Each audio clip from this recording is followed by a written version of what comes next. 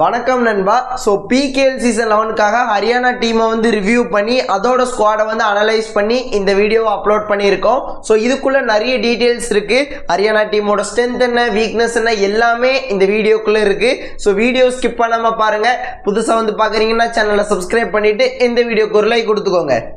First Haryana டீமோட கோச்ல இருந்தே ஆரம்பிச்சிடலாம். ஸோ பிகேஎல் சீசன் 10ல ஹரியானா டீமுக்கு கோச்சா இருந்த மன்பிரீத் தான் பிகேஎல் சீசன் 11லையும் கோச்சா இருக்க போறார். ஓகேங்களா?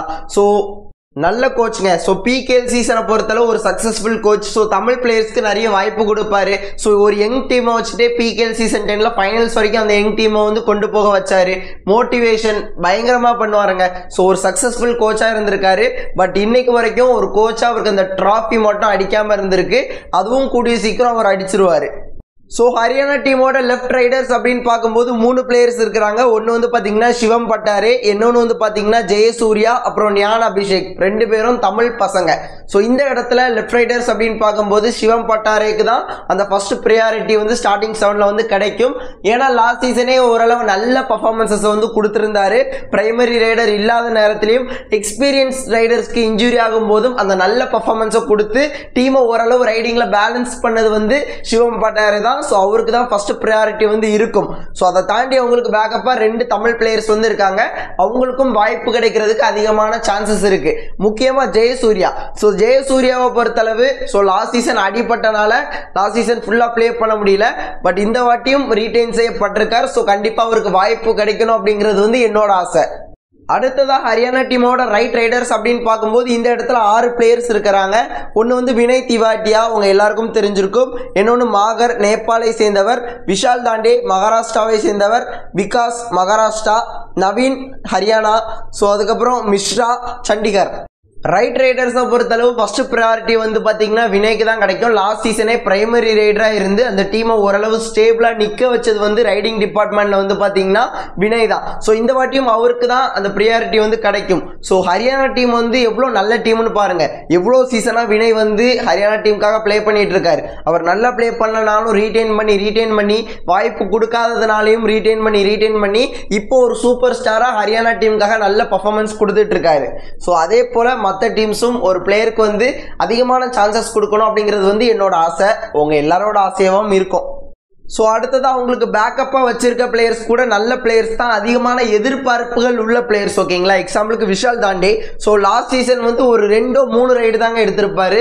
ஸோ அதுலேயே அவரோட அந்த கேம் வந்து எனக்கு ஓரளவு நல்ல பிடிபட்டுட்டு. ஓகேங்களா? நல்ல கேம் பிளே பண்ணக்கூடிய ஒரு பிளேயராக இருக்கிறாரு. ஸ்பீட் பயங்கரமாக இருக்குது. போனஸ் பாயிண்ட்ஸ் எடுக்கிறாரு. ஸோ இந்த மாதிரி பல ஸ்கில்ஸ் வந்து வச்சிருக்காரு. ஓகேங்களா? ஸோ அவர் மேலே இந்த சீசன் பெரிய எதிர்பார்ப்பு எனக்கு இருக்குது. ஸோ அதே போல் இந்த நேபாளை சேர்ந்தவர். ஸோ பேந்து கப்பில் வந்து நேபாள் டீமை வந்து கேப்டன் பண்ணி செமி ஃபைனல்ஸ் வரைக்கும் கொண்டு போய் ஃபைனல்ஸ்ல பங்களாதேஷ் டீமுக்கு அகைன்ஸ்டா தோத்துருக்காங்க. ஸோ அந்த ஒரு டோர்னமெண்ட்ல ஒரு ஸ்டார் ரைடரா இருந்த ஒருத்தர் வந்து இந்த மாகர் அப்படிங்கிற ஒருத்தர். ஸோ அவர் மேலேயும் அதிகமான எதிர்பார்ப்பு இருக்கு. ஸோ அதே போல பேக்கப்பா இருக்கிற விகாஸா இருக்கட்டும், ஸோ ஒரு நவீனா இருக்கட்டும், மிஸ்ராவா இருக்கட்டும், ஸோ இவங்களும் நல்ல பிளேயர்ஸ் அப்படிங்கிற மாதிரி கேள்விப்பட்டேன். ஸோ அவங்க மேலேயும் பயங்கரமான எதிர்பார்ப்பு இருக்கு. அடுத்ததாக ஹரியானா டீமோட ரைட் கார்னர்ஸை பொறுத்தளவு 2 பிளேயர்ஸ் இருக்காங்க. ஒன்று வந்து பார்த்தீங்கன்னா ராகுல் செத்பால். ஸோ இன்னொன்று வந்து பார்த்தீங்கன்னா ஆஷிஷ் கில், ஹரியானா. ஓகேங்களா? ஸோ ராகுல் செத்பாலுக்கு பேக்கப்பாக இந்த ஆஷிஷ் அப்படிங்கிற பிளேயரை வந்து எடுத்திருக்காங்க. ஸோ ராகுல் செத்பாலை பொறுத்தளவு லாஸ்ட் சீசனே சூப்பர் டேக்களுக்கு வந்து பேர் போன பிளேயர் அப்படிங்கிறது வந்து நம்ம எல்லாருக்குமே தெரியும். ஸோ ஒரு நல்ல பிளேயர், ஒரு எக்ஸ்பீரியன்ஸ்டு கவர் பிளேயர். ஸோ இந்த வாட்டியும் ஹரியானா டீமோட கண்டினியூ பண்ண போறாரு. அவருக்கு பேக்கப்பாக ஒரு யங் பிளேயரை வந்து எடுத்து வச்சிருக்காங்க. அடுத்ததாக ஹரியானா டீமோட லெஃப்ட் கார்னர்ஸ் அப்படின்னு பார்க்கும்போது ஆக்ஷன்ல 2 கோடிக்கு மேலே போய் எடுத்த ஷாப்லு வந்து இருக்கிறாரு. அதன் பிறகு ஹர்ப்ரீத் அப்படிங்கிற மாதிரி ஹரியானா மாநிலத்தை சேர்ந்த ஒரு பிளேயர். அதன் பிறகு சாகில் அப்படிங்கிற மாதிரி ஹரியானா மாநிலத்தை சேர்ந்த இன்னொரு யங்ஸ்டரும் இருக்காங்க. லெஃப்ட் கார்னரை பொறுத்தளவு ஷாப்லு வந்து அந்த இடத்துல கீ ரோல் பிளே பண்ண போறாரு. ஒரு ரைடராகவும் சரி, அவரோட டிஃபென்ஸ் பர்ஃபார்மன்ஸ் மூலமாகவும் சரி நல்ல பர்ஃபார்மன்ஸை கொடுக்க போறாரு அப்படிங்கிறதுல எந்த ஒரு சந்தேகமும் இல்லை. பட் இருந்தாலும் ஒரு பேக்கப் பிளேயர் எடுத்து வச்சிருக்கலாம் அப்படிங்கிறது வந்து என்னோட ஒப்பீனியன். ஒரு எக்ஸ்பீரியன்ஸ்டு பேக்கப் பிளேயர் எடுத்து வச்சிருக்கணும். ஹரியானா டீமோட ரைட் கவரை பொறுத்தளவு 2 பிளேயர்ஸ் இருக்காங்க. ஒன்று வந்து பார்த்தீங்கன்னா மணிகண்டன் நேசமணி. ஸோ அவர் வந்து பார்த்தீங்கன்னா தமிழ்நாடு. ஸோ இன்னொன்று பார்த்தீங்கன்னா சஞ்சய் துல். அவர் வந்து பார்த்தீங்கன்னா ஹரியானா.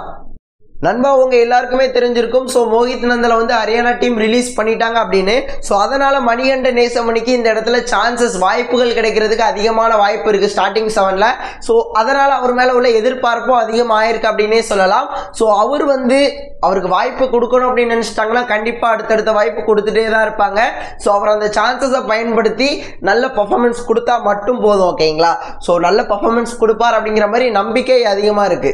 ஹரியானா டீமோட லெஃப்ட் கவரை பொறுத்தளவு ஜெய்தீப் தயா அந்த இடத்துல ஸ்ட்ராங்கா இருக்காரு. ஒரு எக்ஸ்பீரியன்ஸ்டு பிளேயர். ஹரியானா டீமோட கேப்டன் ஜெய்தீப் தயா இருக்காரு.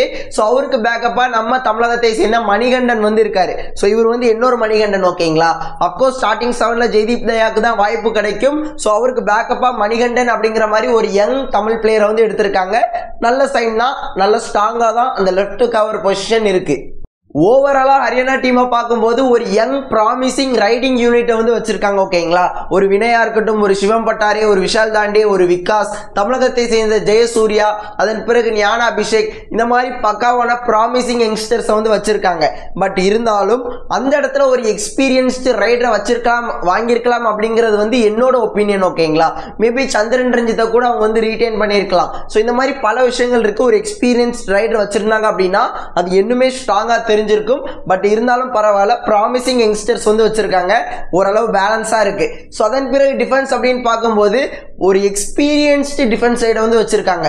ஒரு சைடில் ராகுல் செத்வால், இன்னொரு சைடில் சியானே, ஒரு சைடில் மணிகண்டன், இன்னொன்று வந்து பார்த்தீங்கன்னா ஜெய்தீப் தயா. ஸோ இந்த மாதிரி பக்காவான ஒரு எக்ஸ்பீரியன்ஸ்டு டிஃபென்ஸ் வந்து வச்சிருக்காங்க.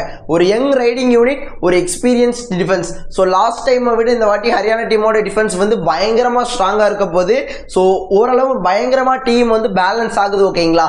ஒரு யங் ரைடிங் யூனிட், ஒரு எக்ஸ்பீரியன்ஸ் டிஃபென்ஸ். ஸோ பயங்கரமா மேட்ச் ஆகுது. ஸோ கண்டிப்பா பிளே ஆஃப் போறதுக்கு அதிகமான வாய்ப்பு இருக்கு. ஓவராலா ஹரியானா டீமுக்கு வந்து நான் 10க்கு 9 மார்க் வந்து கொடுப்பேன். நண்பா, நான் இப்போ சொன்னது எல்லாமே என்னோட ஒப்பீனியன் தான். ஸோ நீங்க என்ன நினைக்கிறீங்க அப்படிங்கறத வந்து மறக்காம கமெண்ட்ல சொல்லுங்க.